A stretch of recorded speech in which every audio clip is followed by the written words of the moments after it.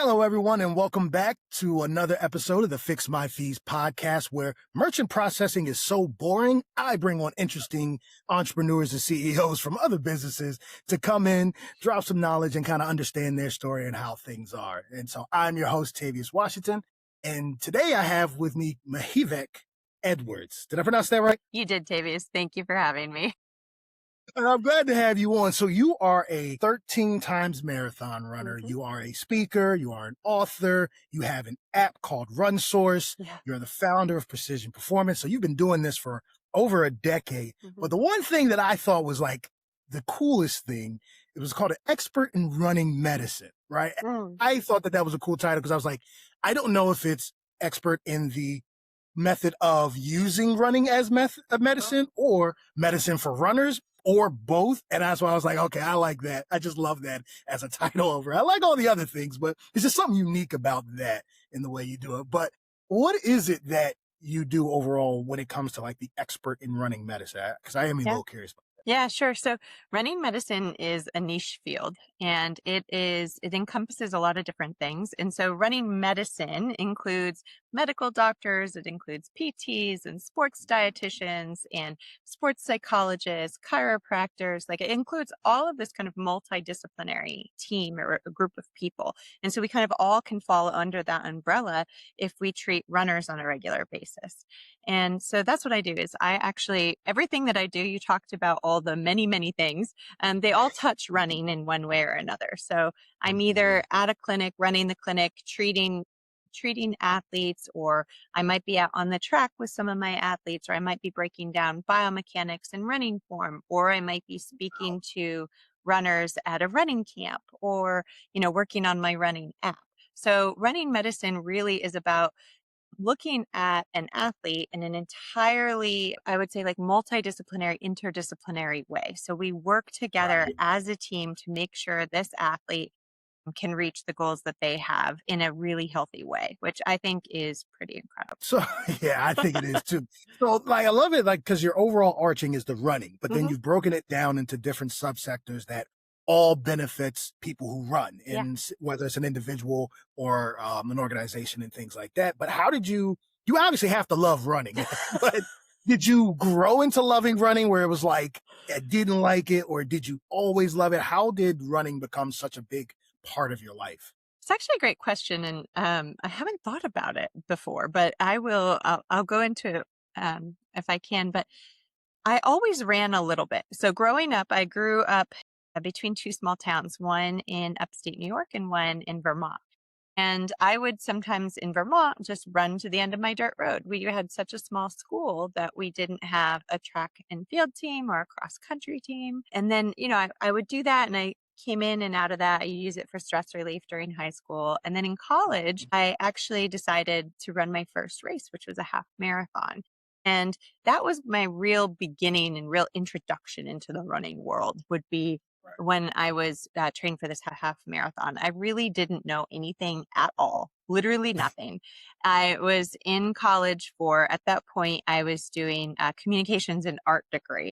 And then I got into this thing and I started to fall in love and become obsessed with it. And all I wanted to do was anything related to running. And actually, I graduated with one degree. And then I was in marketing and advertising. And within a year, I left that field and went back to school to become a physical therapist because my running coach was a physical therapist. And I loved that she got to spend all of her time with runners, because I was training at that point for my first marathon, and she was my coach, and we would do track workouts, and we had all these structured workouts, and everything about it was exciting to me. And so that's kind of how I ended up there. And it's funny because I've run forever, but it wasn't structured. So many people that do what I do, like ran in college or ran professionally or ran at least in high school on a team, but I didn't do that. And I learned as I went. And how often do you run now, since it's like a big part of everything that you do? Yeah. So my story is a little interesting because I used to do so many marathons and half marathons and races. And I even did triathlon, and I was training for a half Ironman. But when I was training for a half Ironman, I actually almost died running. So I went into ventricular tachycardia, which is where your heart rate goes from, basically it was probably 150, 155, 160, and it kept going up and up and up to 300, 350, 400 on my Garmin. And I thought, this is broken. What's going on here? My Garmin is Right. broken.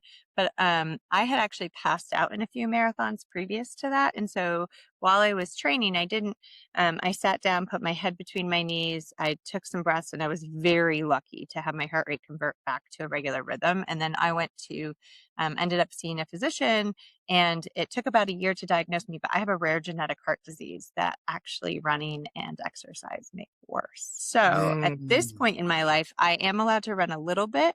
I run for the love of it, and I run once or twice a week, maybe 2 miles, maybe 3 miles, but it has to be with someone, and it's very slow. So that actually changed the way that I viewed running as well, because I went from this very hardcore runner who was training at 5 a.m. on the track before work and doing hill workouts and long runs and multiple marathons a year and trained for triathlon, to I lost everything, was told I had to completely stop. And Mhm. I went through this definite period of loss and crisis. And then I'm back on the other side now, which is great.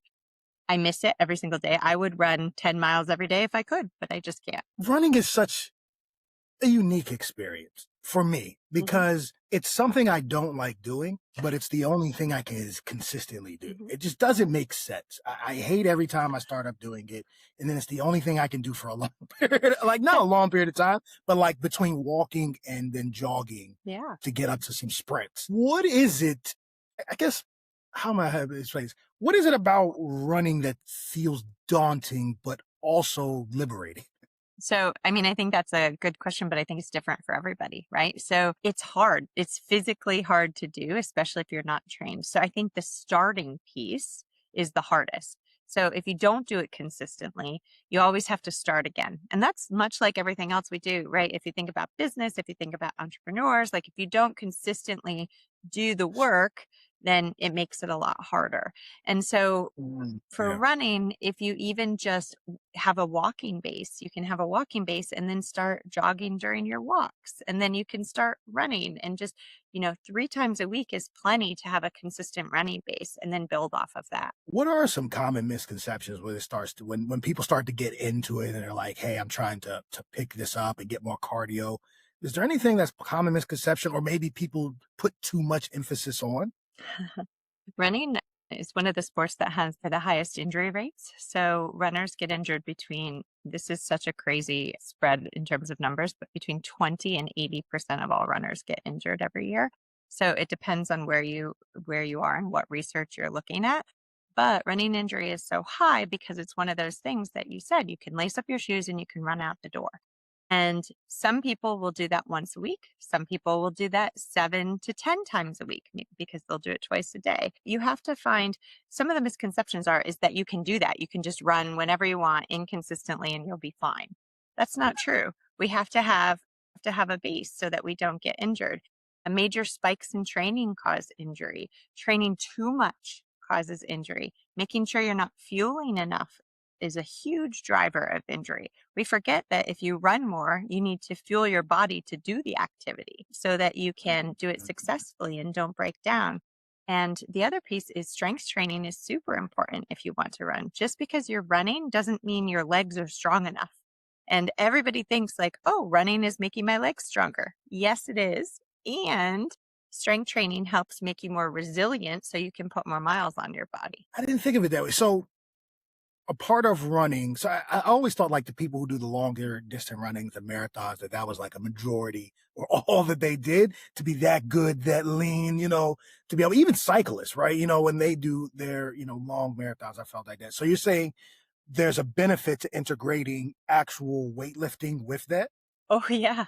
I mean, at this point, I think the numbers are around 60% of runners are finally doing cross training and strength training and incorporating that into their running routine. But in terms of being a runner for a long period of time, you really need to make yourself resilient because that's a lot of miles on your body. Every time your foot hits the ground, that's the ground reaction forces going up the chain, going up the body, and things can break down. And we also have to break down to get stronger. That's how muscles and physiology works. But it's very important to add these little things to help you along the way so that you don't hurt areas that are doing too much. And I know you talked about teaching things like form and Mhm. that. I never thought about that until you said it. I just like, of course, I think about the form. I think about when I'm running, but I also just think about walking. What is it? I guess from a basic fundamental standpoint, what are some important key factors to just kind of keep in mind when you are walking, jogging, running from a form perspective? Sure. So there's not one perfect form. So that is definitely a myth out there. However, there are things that you can look at and can do to improve your running and make sure that you don't break down and that you're more efficient as a runner. So one of the things that we always talk about is arm swing, making sure that you're moving your arms from like the position of your heart. So like your hand would come up towards your heart and then it would come down towards your pocket so that your elbow goes back. What we see a lot of Mm, times is people running with their arms going side to side, or one arm is going across something, or they're not really moving their arms, they're moving their trunk. So or or got it. like Phoebe, I don't know how old you are, but from Friends, right? Or that. That's such a- But paying attention to your arm swing is really helpful because that how your arm swing actually impacts how the opposite leg lands. So that's one thing that I like to teach people. Mm, Another thing is posture. So think about running posture. You want to be able to lean forward a little bit, but from your ankles, not your hips. So you don't want to be bending at your hips a lot when you're running. You want that to be standing up. So like your rib cage is stacked over your pelvis. It doesn't have to be tight. I don't want anyone to like pull their rib cage in and tuck their butt in or anything, but just generally relax your rib cage, have it somewhat stacked over your pelvis, and maybe lean forward a little from your ankles. So those are just a couple mm. cues. But I would always say don't change more than one thing at a time because sometimes when you change your arm swing, then everything else falls into place. Or if you work on your posture, everything else falls into place. We all get Right. stuck on this idea of where our foot lands. Oh, we have to make sure that we're not a heel striker, or we should land on our forefoot. Well, the truth is, it doesn't really matter where you land on your foot. We want to think about keeping our foot closer to our center of mass. So not overreaching way too far in front of us, because then what we're doing is essentially putting the brakes on every time we. I'm definitely a heel. I know it. The different stuff I have to buy. If I have plantar fasciitis, that's what it's called. So Oh I'm no. flat-footed. You know, I have to get like these expensive shoes just to run. But lifting weights, I fall out of. At least walking, I can force myself to do 20 minutes of walking, which then while I'm walking, I'll start to jog and run because I'm already there, right? Well, But walking is so good for you. Anyway, I went on a 4 mile walk this morning. So walking is really good for you. And if you want to, increase your cardiovascular fitness a little bit or increase your speed, then you can do sprints during it, or just not even full sprints, but just pick up the pace a little bit if you're not there in terms of running yet. what about breathing? Okay, so I had a guy on my podcast, and he was all about breath work. That was his entire business. Thought it Mm, was awesome, and so I've tried to be more mindful. And I yeah. just realized, literally today, I have no concept of breathing when doing exercise. I never thought about it. I just kind of just do it. What should we be doing when we're doing running or jogging or walking as far as breathing? Is supposed to be shallower? It's supposed to be deep breaths? Are we kind of just do whatever's normal and don't pass out? Or am I overthinking it? You're definitely overthinking it. I will explain the breathing piece because it is something I talk about to my patients. However, one of the things that happens with health and wellness is people who are entrepreneurs, type A personality, much like myself, will hear all of these things that we need to be doing. And suddenly we've stressed ourselves out so much about being healthy that our stress is making us unhealthy. And so first thing I would say is let it go a little bit. It's probably not that much of or that big of a deal. Just make sure you breathe somehow. So when I teach exercise, I say count your breaths, not your reps. And instead of saying, 1, 2, 3, 4, I'll say count how many times you actually breathe, because then it just makes us aware of breathing. So whether they breathe in or out when they go, if they're in a squat, whether they breathe in going down and out coming up. I don't actually care as long as they're breathing. So use that to count your reps is really important. And then when it comes to running, I love if we could get to the point where people were thinking about breathing in deeply into their diaphragm, that would be great because that would improve core stability. But again, there are so many factors, and part of running is having fun, releasing stress. And there's so many other things we can be doing to make ourselves resilient that I would focus on before I would get to the specifics of breathing during the running. But there is research out there, and there are papers out there about how you can time your breath with how you land, and you might decrease injury. And I think that's really cool stuff. And I do use it with some people, but most people in the general public, I'd say, don't think about it. Just breathe. Focus on strength and fueling.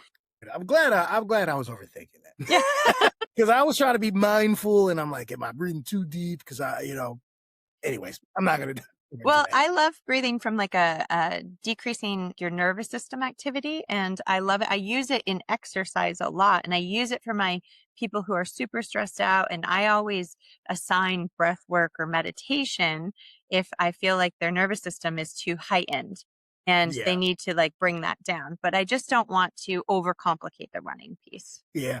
I think you're right, because if you can get consistent, you'll seek out what it is to get the micros better if you want to, right? Like, it's a difference between if you have to think about my form, my breathing, how long is it? Should it be worried about the calories? Is there a speed to it? And now this becomes this thing versus just do it. Yeah. And then when you do it, you go, okay, well, I'm walking now. Maybe I should do a little jog, right? It's always like you just do a little bit more once you're doing it versus like I have to master this all at one time. But you kept mentioning like fuel. Are you talking before, after, during? Now I'm sure that I'm part of that too. It depends. So don't put it on your list to stress you out, Tavis. What would not stress me out if you ever realize this?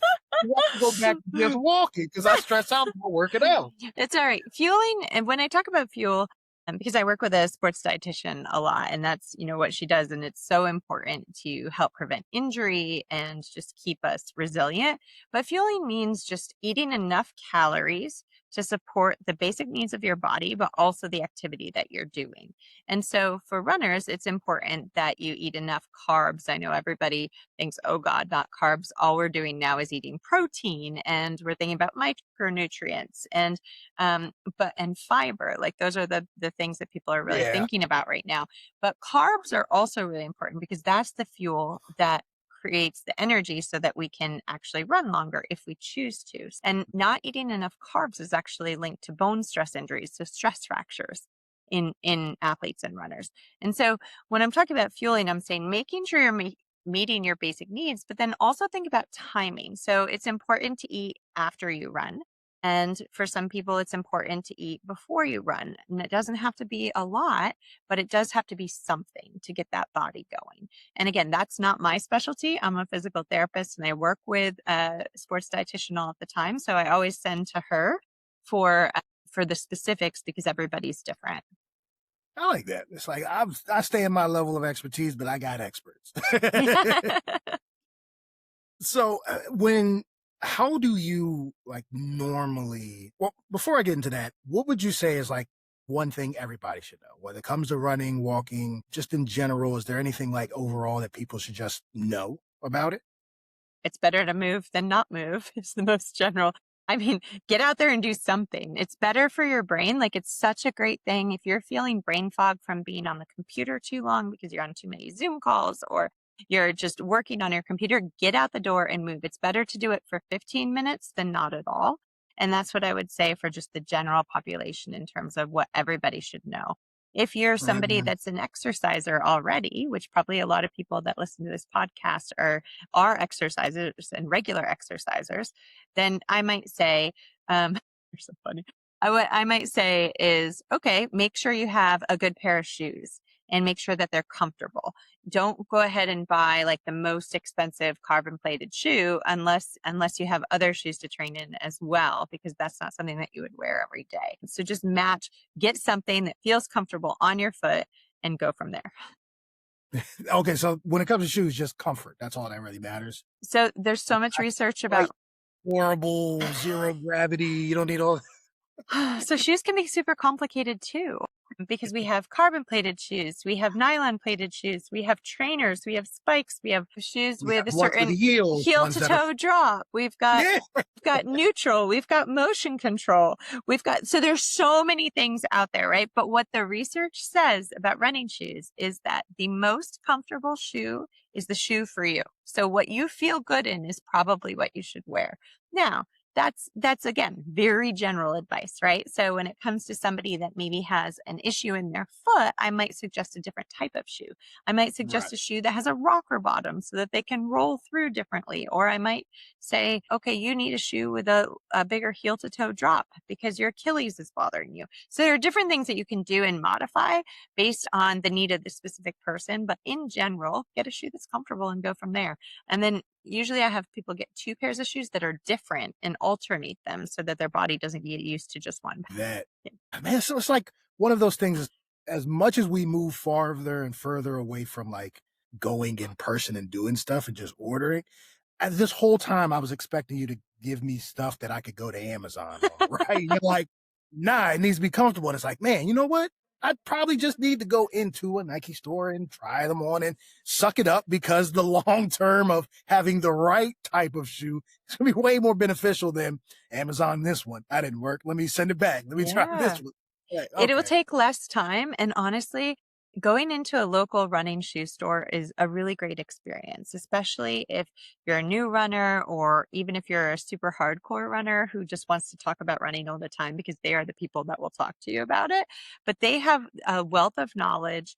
They really understand the shoes that are out on the floor. Shoes change every 6 months or more. So even the same shoe that you got 2 years ago is different today based on what's been put into the shoe. And so going to a local running shoe store, not only are you supporting local business, which I think is really important, but you're also gaining a lot of knowledge and getting a good experience and being able to feel what feels good on your body. That's probably why I keep failing in my shoe journey. I just need to it is one of those things where that's why I kind of wanted to have you on, because we don't talk about the things that we do enough, if it makes sense. It's cool. We talk about like the digital marketing and the sales and all of this stuff, but then it's like the shoes for Amazon takes us weeks to decide on, and it's still not right. And just from one little conversation with you, and I'm like, yeah, I should just go in a store. Years of shoe finding. You should. And I could have by being in the store one time. Well, and they've got great return policies too. Usually they'll, or most running, small local running shoe stores, they'll say, okay, try it on here, but then take it home. And as long as you don't, get it really dirty and mess it up, if you don't like it in the week, bring it back and we'll switch it out. I mean, they're really, really cool. So how do you normally work with people on a day-to-day basis if they wanted to work with you? Yeah. So there's a couple ways. So I've built out kind of a system. It depends on what you need, right? So I have, just to give you an idea, most of the people who watch this are like CEOs, executives, people in the manager positions, leadership, trying to get that edge to do a little bit more. So I don't know if that caters, that's to the audience. It's typically who I see. So I usually see like high performing CEOs or elite athletes and people who are really driving towards something. I mean, I'll see whomever wants to come see me, but that's typically the people that end up in my office. And so there's a couple different things. I have a podcast called Interdisciplinary Case Miles, and that is like the first line of contact. I would always say to me is you can really hear how I approach injuries and cases, because we break down different running injuries. And it's myself, a running medicine doctor and a sports dietitian, and we go through all the different things. So it's super fun. So that's usually what I say is like, if you're not sure that you want to see someone like me, you can get to know us by listening to the podcast. And then you can also learn about a specific injury that way. And then the other piece is I have an app called Run Source, and it's like $14.99 a month. And it's all these expert videos, myself and 40 other experts across running medicine that have gotten together, and we're sharing our knowledge about different running injuries and how to stay injury free. And like we have different programs, like if you have an Achilles issue, you can go in and get a program for that. And it even has a couple AI bots that I created, but they're in a closed container. basically anything that it pulls from is only what I've approved. So it's curated research. It's from things that I've talked about. It's specific pain patterns. You can ask it different questions about running and it'll give you answers. And if it doesn't have the answer, it says, I don't know. I don't have that in my database. And then also That's good. you can ask it questions about specific pain in your body, and it might tell you what your injury is and then give you the programs on how to help you through it. But if it's something really Mhm. serious, it'll say, hey, you really need to go in and see a doctor about this. So I built that out. So those are like the first two ways, right? But then I've got a clinic called Precision Performance and Physical Therapy. We have 2 locations in the Atlanta area, metro area. And so I see clients there on a limited basis. It's usually by appointment only for me because I have 3 other therapists. And they can definitely see people there. And then if you're out of town, I do consulting. So if you're somebody that has been injured for a long time and you're kind of lost and don't know what to do, I'm that person that kind of dissects your case, looks at everything that's happened. I can build out return to run programs. I can help guide you to different practitioners in your area. And I can help you reach the conclusion or get to the bottom of your case. Because a lot of people that I see are people that have been in pain for a long time and seen multiple practitioners and not gotten better. So like, I'm like your last, like I was talking to somebody yesterday and they're like, oh, so I send to you if it's a 5-alarm fire. I'm like, yes, that's me. That's who you send to. If you are somebody that is just sick of like going to all these people and everyone, not knowing what's wrong, you come see me. And if I don't know the answer, I'll help find somebody that does, because I don't know everything, but I'm willing to work. And I do work with teams a lot of different healthcare providers and across medical borders. That is cool. Okay, awesome. I just wanted to know, like, I didn't know if you like only went out and did speaking or if you only had to track, but you actually helped them with every process or can direct them between your team and your network. I like that. Yeah. That's really awesome. So I do have to ask this. When it comes to running, there's always the diet side of it. And I'm a foodie. I eat all the foods. I travel to eat foods. I should probably have a podcast, blog, food. Yeah, why don't you have a foodie podcast? I have no idea. I love that one. I just like talking to entrepreneurs so much. Maybe I'll merge it into something else, but I love to talk and ask people about it. So now that, I'm talking to a runner, what is your kind of, foodie experience? Do you try a lot of different foods? Do you kind of stay in your range so that you can continue to do things? Was there a difference between like marathon food when I'm preparing for that and, when I'm cool and I don't have anything else to do? Like, tell us a little bit about that. Yeah, so food is actually a really sensitive topic for athletes and non-athletes alike. And one of the major things that we really try when we're working with our team is we find that people don't eat enough when it comes to most of our athletes, and that's how they end up injured. Really? Is because yes, it's usually my patient population, it's usually people don't eat enough. They restrict it because, again, the type of people that I typically work with, whether they are elite athletes or they are CEOs or they're type A personalities, whatever it is, we want to control things, right? So I want to control things for sure as much as possible. So if you tell me I need to eat 2,500 calories a day, I'm going to make sure that's exactly what I do. No more, no less. That's the deal, right? And that's not, I'm just giving an example. That's not really what I do on a regular basis. But making sure people eat enough and get enough color on their plates, make sure that they are snacking enough, that type of things. Also saying like not putting too many rules around it. Like food is for enjoyment, just like you said. You should be able to enjoy your food. So it just depends on how you're coming to exercise, because like I said, different people have different issues around food. Some people, maybe they just don't know how to eat healthy and they need to make some changes around that. Some people don't eat enough. Some people eat more calories than they need to eat. So that's where a sports dietitian, or if you're really thinking about it in terms of a running context, is really, really helpful, because they can help you design what kind of things you need specifically for your goals. And it doesn't, they can give you ideas about what to cook, what to make, because if you're not taught how to do that, then how are you to know what your body needs? Right.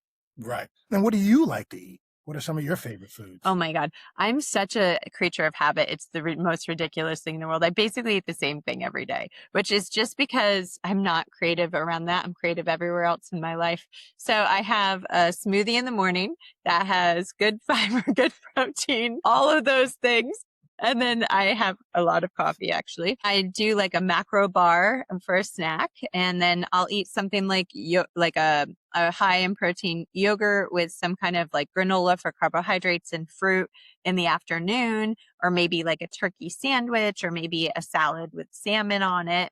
And then in the evening, I'll eat something with some kind of meat, whether it's like chicken or turkey or fish, and then vegetables and maybe like a sweet potato or brown rice or quinoa or something. So it's not that exciting, but it's good. And I always have chocolate. Don't forget, like we have these Trader Joe's peanut butter cups at our office in Atlanta. And so we always have one or two of those after our lunch. Nice. I like that. See, I do like that. The more that I've diversified eating vegetables and, like you said, the color foods, the more I've realized I like them. Because I used to have a lot more sweets, and I've kind of replaced them all with fruits and vegetables. So that's good. So when you started saying those things, I was like, those sound good now. 3-4 years ago, I'd have been like, yeah, that sounds dreadful. Delicious now. Well, and I love I love to make fresh farm eggs with like avocado and a mango salsa on like a tortilla too. That's one of my favorite things. Well, what about the smoothie? What's your favorite smoothie? Because every smoothie I taste is just terrible. I probably will botch the name of it, but I think it's called kabacha. I order it and it comes to me every month. And there's chocolate, and then if I can have a smoothie that's like a coffee, I'd be happy. Yeah, right. Me too. This is actually really good. And I just use it with like the powder with the water and ice, and it's fine. My husband uses it with a chocolate one with peanut butter and banana and all sorts. I don't even know what he's putting in there, to be honest with you. Oh, he puts that all together with the powder. Oh, yeah. I thought you were saying the flavors of the powder. No. He's like I'm sure, I don't know how it's not exploding on the counter, to be honest with you, but that's just holding the top down. God, that's cool. Yeah. Okay. So there's different ways. I feel like smoothies is kind of down the line for me. I really would like to have like a fully functional breakfast type smoothie that I could do in the morning that gives me the same energy as coffee. That doesn't taste terrible. Well, it doesn't. And I have it right before my coffee. And, I have at least. Is your energy boost too? Oh, you said you still have it. And I still have my coffee now. That's awesome. Well, thank you so much for coming on here, Kate. This was definitely different. I love what it is that you're doing, not only from the side of helping people get through it, understand it, learn it, but also for people who are already doing it, helping them maximize or recover from those types of injuries. So I think it's really, really awesome that you're doing and that you're connected and your business encompasses like everything and not just like the one side of it. So that's really, really cool. But if people have more questions, I know I probably do. I just don't want to talk your ear off for another hour asking my questions, right? But if somebody wanted to reach out to you, they want to know more information, they want to get involved, how can they reach out to you? Yes, I have a website. It's my name. It's katemihevcedwards.com. And so Mihevc is MIHEVC.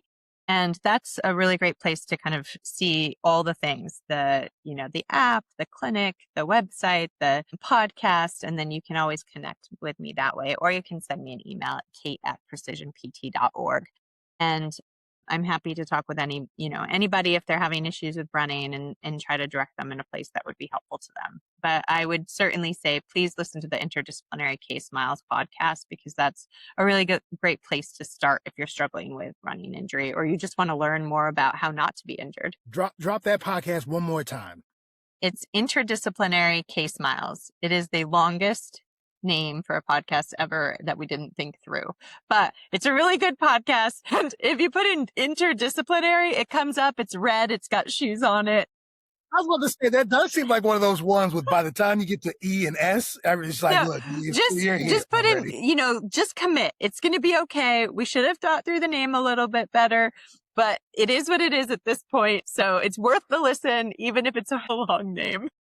I love that. Hey, well, thank you for being on here with me today, giving people some actual tangible advice that they can go through and someone they can reach out to, because we're all on this journey of entrepreneurship, just trying to do what's best for our families. And one of the things I feel like we all overlook the most is health. I mean, even with my podcast, I just got to hear after the 30th or 40th episode, right? So, so I want to make sure, thank you again for coming on here. And we'll definitely have to do this again sometime. Yeah. Thank you so much, Tavius. I appreciate it. Awesome. And thank you guys for watching. My My thing is take some little things, overuse them, utilize them, implement. And like Kate said, even if it's at the basic level, just do it, right? Don't overwork it. Don't stress it. Just do it and get used to it and then build from there. So take what Kate says, or just reach out, send a message, reach out, ask a question, right? Start that conversation, even if you're not ready to jump all in.